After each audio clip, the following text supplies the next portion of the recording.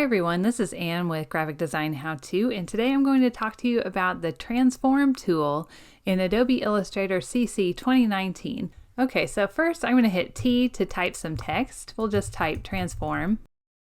And then I'll grab my V tool and click on the edge, hold Shift and make it a little bigger. And we'll also hit M to make a rectangle. And I'll just make this red. The basic idea of using the Transform tool is to click on something and then hit E on your keyboard. And that'll bring you to this tool right over here, which is Free Transform. If you hover over a corner, you'll get this icon, and that's just saying that you can scale it. So if we click now and drag, we can increase the size. If we hold Shift while we do that, it'll be proportional. Now if we get a little further out here, you'll see that it changes to a Rotate tool.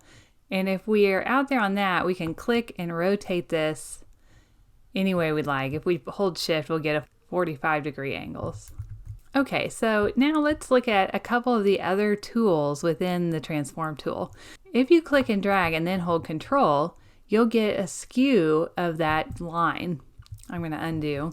If you click and drag and hold Shift, Option, and Command, you'll get your Perspective Distort tool.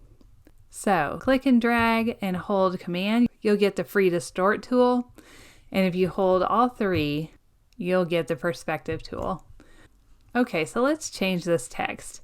So I'll click it with my V tool.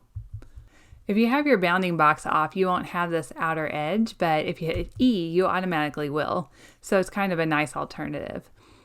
If we grab any of these center areas, we can just click and drag and hold Shift and it'll skew it. Now we have to outline our text in order for the other tools to work. So I'm going to hit Shift Command O to get outlines. And now we can click here and hold down all three to get Perspective Distort. If you click and drag from center and then hold Option, it'll resize both ways, this way and that way. And there are definitely other ways to get this type of effect, but using the Free Transform tool I think is a really easy way to do it. Alright, that's my video for this week, and I wanted to mention that a couple other designers and I started a new Facebook group. Two of them actually, one for Illustrator and one for Photoshop. So if you're interested, please take a look in the description below, and I'll see you next week for another graphic design tutorial. Thank you!